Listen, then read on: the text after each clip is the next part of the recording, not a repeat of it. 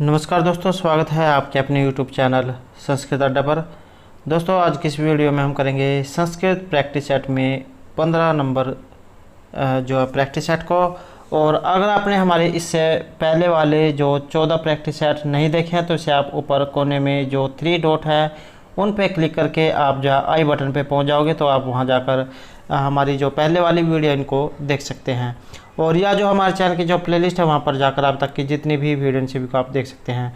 और इस वीडियो की जो पीडीएफ है आप हमारे टेलीग्राम ग्रुप से भी प्राप्त कर सकते हैं, उसका लिंक आपको नीचे डिस्क्रिप्शन में मिल जाएगा। और दोस्तों, अगर आपने अभी तक हमारे चैनल को सब्सक्राइब नहीं किया तो सब्सक्राइब कर ले, साथ में जो बेल वाला आइकॉन है उसे जरूर दबाएं, जिससे जो आपको हमारे आने वाली जो वीडियो है उसकी नोटिफिकेशन मिलती रहेगी। और दोस्तों, वीडियो को लाइक, कमेंट और शेयर जरूर कीजिएगा और हमारे साथ अंत तक बने रहिएगा। तो हमारा यहाँ पर फर्स्ट क्वेश्चन है, अफ्रीका खंडे सम आयाती। तो ये जो भाषा परिवार वाला जो क्वेश्चन है प्रत्येक एग्जाम में पूछा जाता है, वेरी वेरी इंपॉर्टेंट ये क्वेश्चन रहेगा। तो अफ्रीका खंड में इनमें से कौन सा परिवार आता है? तो यहाँ जो हम देखें राइट आंसर ऑप्शन ए रहेगा। बंटू भाषा परिवार जो है ये अफ्रीका खंड में आता है। और अगर इनको देखें तो जैसे ये अलग अलग खंडों में बटे हुए हैं, जैसे यूरेशिया खंड हो गया, अफ्रीका खंड, प्रशांत महासागरीय खंड, अमेरिका खंड। तो इस तरह से जो है ये इन खंडों में बटा हुआ है। और जैसे यहाँ पर यूरेशिया खंड है तो इसमें अलग अलग जो परिवार आते हैं। तो जैसे यूरेशिया खंड होगा, इसमें भारत यूरोपीय परिवार, द्रविड़ परिवार, बुरुसुकी परिवार, यूराल अल्ताई परिवार, काकेसी परिवार, जापानी कोरियाई परिवार, अति उत्तरी परिवार, बास्क परिवार, सामी हामी परिवार, ये यूरेशिया खंड में आते हैं। और दूसरा रहेगा अफ्रीका खंड, इसमें सूडानी परिवार, बंतू परिवार, होतोंत, बुस्मैनी परिवार। और जो प्रशांत महासागरीय जो खंड है इसमें मलय बहुद्वीपीय परिवार, पापुई परिवार, ऑस्ट्रेलियाई परिवार और दक्षिण पूर्व एशियाई परिवार। और जो अमेरिका खंड है इसमें केवल जो है अमेरिका परिवार जो है इसमें आता है। और अगर आप कमेंट करते हैं तो हम जो इसके ये जो जितने भी भाषा परिवार है सभी की, जैसे यहाँ पर जो खंड दिए गए हैं इनके अलग अलग परिवार हैं और इन परिवारों की जो भाषाएं हैं ये भी अलग अलग हैं। अगर आप जो है कमेंट करोगे तो आपको जो है इसकी अलग से जो है एक वीडियो भी जो प्रोवाइड करा दी जाएगी। तो दोस्तों, नेक्स्ट क्वेश्चन रहेगा हमारा, इचु यशा नाम कति सूत्रस्य उच्चारण स्थानम अस्ति। यहाँ पर इचु यशा नाम जो सूत्र है इसका उच्चारण स्थान कौन सा है? कल वाली वीडियो जो में हमने जो उच्चारण स्थान है इन सभी के बारे में जो आपको बताया था कि जैसे यहाँ पर दिया गया है इचु यशा नाम तालु, रिटुषा नाम मुर्दा। तो ऐसे शुरू होते हैं, अकु है विसर्जनम कंठ, इचु यशा नाम तालु, रिटुषा नाम मुर्दा, रितुलसा नाम दंता, उपपद्यमान नाम औष्ठौ। तो इस तरह से जो है यहाँ पर जो उच्चारण स्थान है ये होते हैं। तो यहाँ पर जो ई जो है इसका उच्चारण स्थान जो है यहाँ पर पूछा गया है। तो इचु यशा नाम तालु, तो इसमें जो कौन कौन से वर्ण आएंगे? ई और च्वर्ग, च छ ज झ य और श। तो इनका उच्चारण स्थान तालु होता है। ये वेरी वेरी इंपॉर्टेंट ये सूत्र हैं। अको है विसर्जनम कंठ, इचु यशा नाम तालु, रिटुषा नाम मुर्दा, ललितुलसा नाम दंता, उपपद्यमान नाम औष्ठौ, यमनगण नाम नासिका, कंठतालो एदयतो कंठतालो ओदयतो कंठोष्टम, बोकारस्य दंतोष्टम। तो इस प्रकार से जो है इनके उच्चारण स्थान रहेंगे। और उच्चारण स्थान जो है इनका एक क्वेश्चन जो एग्जाम में प्रत्येक एग्जाम में पूछा जाता है, तो इसलिए एग्जाम की दृष्टि से महत्वपूर्ण रहेगा यहाँ पर ऑप्शन इचु यशा नाम तालु। नेक्स्ट क्वेश्चन है यहाँ पर, य व वर्णस्थ हैं। य और व वर्ण यहाँ पर किस प्रकार के वर्ण जाए माने गए हैं? सी आंसर जो ऑप्शन रहेगा ऑप्शन ए। तो ये जो है यहाँ पर अर्ध स्वर जो है माने गए हैं। और अगर हम यहाँ पर जो इनकी अन्य जो स्वर जो है इनके बात करें तो इसको जो ध्वनियाँ जो है इनको 2 भागों में बांटा गया है। तो जैसे यहाँ पर स्वर और व्यंजन। तो स्वर जो है स्वर के भेद, जैसे संवृत, अर्ध संवृत, अर्ध विवृत और विवृत। समृद्ध क्या होता है, मुख द्वार के संकुचित होने पर जो स्वर निकलते हैं, जैसे हर्षव ई, दीर्घ ई, हर्षव उ और दीर्घ उ। अर्ध संवृत, मुख द्वार के अर्ध संकुचित होने पर जो स्वर निकलते हैं, जैसे हर्षव ए और ओ। अर्धविवृत, मुख द्वार जब आधा खुला होता है तब जो स्वर निकलते हैं उन्हें अर्धविवृत कहा जाता है, जैसे दीर्घ ए और औ।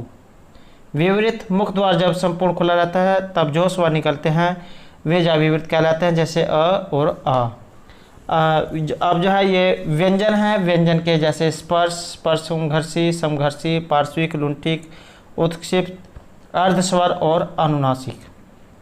तो यहाँ पर जो ये अर्धस्वर आया है ये क्या होता है कि जिन वर्णों के उच्चारण में जीवा से न तो संपूर्ण स्पर्श होता है और न ही स्वरों का उच्चारण समान पृथक्य होता है, जैसे य और व। तो अगर अन्य वर्ण जो है जैसे स्पर्श, जिन व्यंजनों के उच्चारण में जीवा कंठ से लेकर ओष्ठ तक जो है स्थानों को स्पर्श करती है, जैसे क वर्ग, च वर्ग, ट वर्ग, त वर्ग और प वर्ग। क से लेकर जो प तक, प फ ब म म तक, क से म तक जो 25 वर्ण जो है होते हैं ये स्पर्श वर्ण कहलाते हैं। और जो स्पर्श समघर्षी है, जिन व्यंजनों के उच्चारण में स्पर्श के साथ साथ निःश्वास के निकलने में हल्का सा समघर्षण होता है, जैसे च, छ, ज और झ। तो ये जो है स्पर्श समघर्षी हो गए। और समघर्षी निःश्वास वायु के निर्गम का मार्ग जीवा के द्वारा अत्यंत संकीर्ण कर दिया जाता है और रगड़ खाती हुई सरप की चित्कार जैसी आवाज़ हमारे मुंह से निकलती है। तो इन्हें आप ऊष्मवर्ण भी कह सकते हैं, स स स। तो ये ऊष्मवर्ण रहेंगे या समघर्षी। पार्श्विक जिह्वा की नोक मुर्दा को छूती है और निःश्वास वायु दोनों पार्श्वों से बाहर निकलती है, जैसे ल। लुंठित वेरी वेरी इंपॉर्टेंट है। जिह्वा की नोक बेलन की तरह लपेट खाकर तालु का स्पर्श करती है। आगे से जो है ये बेलन की तरह हमारी जीवा हो जाती है और जीवा की नोक वर्ष पर बार बार ठोक मारती है। इसका जो वर्ण जो है ये रहेगा र। उत्क्षिप्त, जिह्वा तालु के किसी भाग को झटके से छूकर हट जाती है, जैसे ढ और ढ। ढ से डमरू, ढ से ढक्कन। अर्धस्वर हो गया है। अनुनासिक, ध्वनियों का उच्चारण करते समय मुख विवर के साथ साथ नासिका विवर से भी निकले जाए तब वहाँ पर उच्चारण स्थान जाए होते हैं, जैसे यम ग अण न। यम गणनम जो आपने सुना होगा, यम गणनम नासिका। अगला क्वेश्चन हमारा जीवाय अंशा भवन्ति, जीवा के अंश यहाँ पर होते हैं। तो यहाँ जो आंसर है ये ऑप्शन 5 रहेगा। और कहीं पर जहाँ 3 भी देखने को मिले हैं तो आप जो कमेंट कर सकते हैं कि इनमें से कौन सा सही रहेगा। जीवा के 3 जो भाग बताए गए हैं, अगर, मध्य और पश्च। अगर जीवा के अग्र भाग से जिनका उच्चारण होता है, मध्य जीवा जिसके मध्य भाग से उच्चारण होता है, और पश्च जीवा के पिछले भाग से जिनका उच्चारण होता है। तो ये जीवा के 3 भाग जो होते हैं। नेक्स्ट क्वेश्चन रहेगा, वागर्थी संपृक्त वागर्थ प्रतिपत्ति इति मंगलाचरण कस्य ग्रंथस्य अस्ति। यहाँ पर ये जो श्लोक जो दिया गया है मंगलाचरण जो है इसको आप कह सकते हैं। तो ये इनमें से किस ग्रंथ से ये संबंध रखता है। यहाँ जो राइट आंसर है ये ऑप्शन सी रहेगा। तो ये जो है रघुवंश जो महाकाव्य है वहाँ से ये लिया गया है। और अगर हम जो है यहाँ पर ये जो रघुवंश जो महाकाव्य है इसकी बात करें तो जैसे कालिदास के द्वारा ये जो है रचित है। काव्य विधा में जो है ये महाकाव्य रहेगा। और 19 इसमें सर्ग है, वेरी वेरी इंपॉर्टेंट है। सर्ग जो है एग्जाम में बहुत पूछे जाते हैं कि जैसे रघुवंश महाकाव्य इसमें कितने सर्ग हैं, तो 19 सर्ग रहेंगे। और श्लोक भी बहुत बार एग्जाम में देखने को मिला है। तो 1569 1569 जो है इतने इसमें श्लोक हैं। श्रृंगार रस रहेगा, रामायण से जो है लिया गया है। नायक नायिका इसमें जो है श्री राम और सीता रहेंगे। तो और 31 जो राजा हुए हैं उनका इसमें जो वर्णन हुआ है। तो इस तरह से जो है वेरी वेरी इंपॉर्टेंट जो है रहेगा। नेक्स्ट क्वेश्चन रहेगा हमारा, उत्तरामचरितम इति नाम अभवत। तो ये जो उत्तरामचरित जो नाम है यहाँ पर हुआ है। तो इसमें जो आंसर है ये ऑप्शन सी रहेगा। रामचरित चरितस्य उत्तर भागेन वर्णितेन। राम का जो चरित्र है उसके इसमें उत्तर भाग की कथा का वर्णन हुआ है, तो इस कारण से इसका नाम जो है उत्तरामचरित पड़ा है। और अगर हम यहाँ पर उत्तरामचरित को देखें तो महर्षि जो भवभूति है उनके द्वारा रचित रहेगा। और काव्य विधा में नाटक है, 7 जो है इसमें अंक हैं। और राम और सीता नायक नायिका रहेंगे। रामायण जो आधार ग्रंथ है। रीति और गुण की बात करें, वैदर्भी रीति, प्रसाद गुण और माधुर्य जो इसमें गुण हैं। और गर्भांक नाटक और चित्रविधि की योजना जो है इसमें रहेगी। और विदूषक का अभाव है।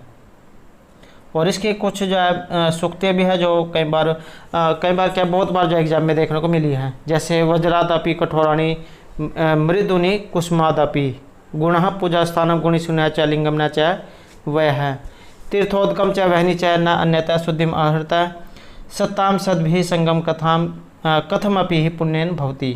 और अपि ग्रावारोदति दलती वज्रस्य हृदयम। तो ये जो है उत्तरामचरित की कुछ जो महत्वपूर्ण सूक्तियाँ हैं। अगला क्वेश्चन आएगा हमारा, मेघदूत खंड काव्य यक्ष है मेघम दूतम कार्यत। मेघदूत जो यहाँ पर एक तो ये क्वेश्चन ये बन जाता है कि मेघदूत क्या है, खंड काव्य है, इसमें यक्ष है मेघम दूतम कार्यत। यक्ष मेघ को दूत किस रूप में करता है या किस लिए भेजता है। तो यहाँ जो आंसर है ये रहेगा ऑप्शन बी, सब संदेशम पत्नीम प्राप्युतुम। अपनी जो उसकी जो प्रियतमा थी उसको संदेश भेजने के लिए जो उसका प्रयोग करता है।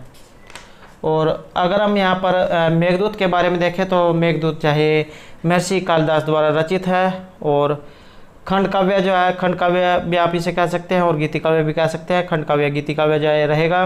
और 2 खंडों में बटा हुआ है, पूर्व और उत्तर। श्लोक संख्या की अगर बात करें तो इसमें 63 + 52, अर्थात जो पूर्व खंड जो है इसमें 63 और दूसरे में 52, तो इस तरह टोटल 115 जो टोटल इसमें श्लोक हो जाते हैं। और श्रृंगार जो इसमें रस रहेगा। और ये जो मेघदूत जो यहाँ पर है इसमें संपूर्ण मेघदूत में मंद अक्रांता जो छंद है उसका प्रयोग हुआ है। ये भी क्वेश्चन बहुत बार देखने को मिला है। शैली जो इसमें वैदर्भी रीति और प्रसाद गुण रहेगा। उपजीव्य जो है इसका रामायण है।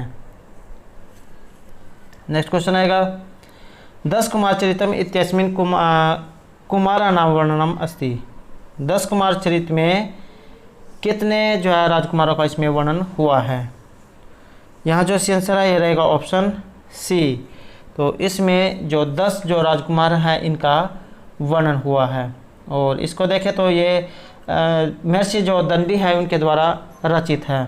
और अगर आपको ऐसे नहीं याद रहता है कि किस कवि के द्वारा रचित है तो द से दंडी और द से 10 कुमार चरित। और यहाँ पर कथा जो है ये काव्य विधा में कथा रहेगी। आधार ग्रंथ जो है इसका जो गुणाढ्य है इनकी वृत्त कथा रहेगी। सर्ग या अंकों की बात करें तो 3 खंडों में ये जब बटा हुआ है। पूर्व पीठिका 10 कुमार चरितम और उत्तर पीठिका। रस की बात करें तो इसमें श्रृंगार रस रहेगा। नायिका और नायिका राजवान और अवंती सुंदरी जो है इसमें नायक नायिका रहेंगी। शैली और गुणों की बात करें तो वैदर्भीशाली है। प्रसाद और जो माधुर्य गुण हैं ये जो इसमें रहेंगे। और अगर इसमें हम कुछ विशेष प्रकार के विवरण की बात करें तो जैसे 10 कुमार 10 जो राजकुमार है उनकी कथा का इसमें वर्णन है। नेक्स्ट क्वेश्चन आएगा, मुद्रा राक्षसम इत्यस्मिन् कति अंका सन्ति। ये जो मुद्रा राक्षस जो यहाँ पर नाटक जो है इसमें कितने जो है इसमें अंक हैं। तो इसमें हमारे यहाँ पर राइट आंसर रहेगा ऑप्शन ए। तो मुद्रा राक्षस जो नाटक है 7 इसमें अंक है। महर्षि जो विशाखादत्त है उनके द्वारा रचित है। काव्य विधा में नाटक है ये और वीर रस का इसमें प्रयोग हुआ है। नायक इसमें चाणक्य है और प्रतिनायक राक्षस है। आधार ग्रंथ विष्णु पुराणों और श्रीमद् भागवत गीता रहेगी। गुण और रीति की बात करें तो प्रसाद और मधुर गुण है और वैदर्भी रीति हैं। और इसमें भी जा कुछ महत्वपूर्ण सूक्तियाँ हैं। तो जैसे अति आदर हैं संकनिया, शीर्षे भयम अति दूरे तत्प्रतिकार हैं, भव्यम रक्षति भवितव्यता और दैवम विद्वान से प्रमाणयंती किम कर्तव्य मत हैं परम। तो ये जो है इसकी कुछ प्रसिद्ध जो है सूक्तियाँ हैं। अगला क्वेश्चन रहेगा छाया अंक हैं वर्णिता। यहाँ पर छाया अंक जो है इनमें से किस नाटक में जो है छाया अंक का प्रयोग हुआ है? इसका आंसर रहेगा ऑप्शन सी। तो ये जो उत्तरराम जो चरित है इसमें छाया अंक का प्रयोग हुआ है। एक तो क्वेश्चन यही बन जाता है कि उत्तरराम चरित में छाया अंक का प्रयोग हुआ है, और छाया अंक कौन सा है?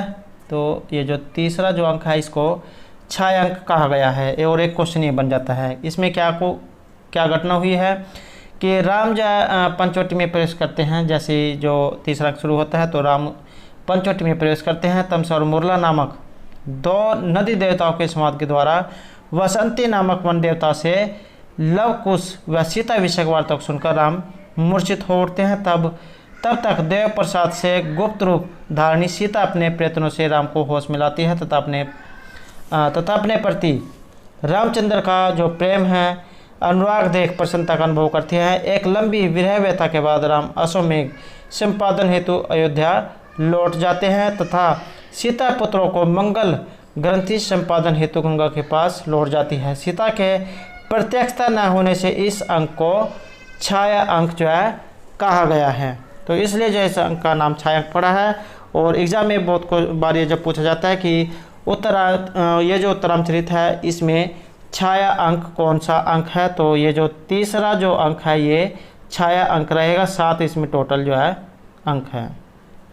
नेक्स्ट क्वेश्चन रहेगा साहित्य दर्पणे कति परिच्छेदा सन्ति। तो ये जो साहित्य दर्पण है इसमें कितने परिच्छेद हैं? इसका आंसर रहेगा ऑप्शन सी। साहित्य दर्पण में 10 परिच्छेदों का प्रयोग हुआ है, विश्वनाथ द्वारा ये रचित है। और अगर हम इसके जो है परिच्छेदों को देखें तो जैसे यहाँ पर प्रथम जो परिच्छेद है इसमें काव्य के प्रयोजन, काव्य के लक्षण रहेंगे। दूसरे में शब्द और वाक्य की परिभाषा। तीसरे में रस भाव तथा रस संबंधी अन्य तत्वों की व्याख्या है। चतुर्थ में ध्वनि और गुणभूत व्यंग्य काव्य रहेंगे। पाँचवें में व्यंजना विरोधी जो समस्त जो युक्ति है उनका खंडन हुआ है। छठे में नाट्य संबंधी महत्वपूर्ण विषय है। सातवें में काव्य के दोषों का वर्णन है। और जो 8वां इसमें श्रृंगारस या 10 गुणवाद जो है, तीनों जो गुण हैं इनके लक्षण इसमें रहेंगे। और जो 9वां जो है इसमें वैदर्भी, पंचाली और जो लाठी जो रीति है अर्थात जो रीतियाँ हैं ये जो 9वां जो परिच्छेद है इसमें रहेंगी।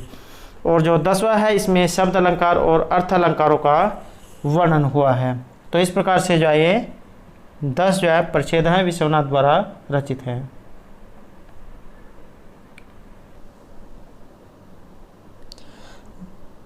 नेक्स्ट क्वेश्चन आएगा साहित्य दर्पण से रचिता अस्ति। यहाँ पर जो साहित्य दर्पण है इनके रचिता कौन है? तो ये रहेंगे आचार्य विश्वनाथ हैं। अगला क्वेश्चन है श्रृंगार रसस्य स्थायी भाव अस्ति। श्रृंगार जो रस है इसका स्थायी भाव इनमें से कौन सा है? राइट आंसर ऑप्शन सी रहेगा। 9 जो है रस माने गए हैं। श्रृंगार, हास्य, करुण, रौद्र, वीर, भयानक, विभत्स, अद्भुत और शांत। तो इस प्रकार से जो है ये 9 जो है रस माने गए हैं। और इनका जो स्थायी भाव है सबका अलग अलग है। जैसे यहाँ पर जो श्रृंगार जो रस है रति इसका स्थायी भाव रहेगा। हास्य जो रस है स्थायी भाव हास है।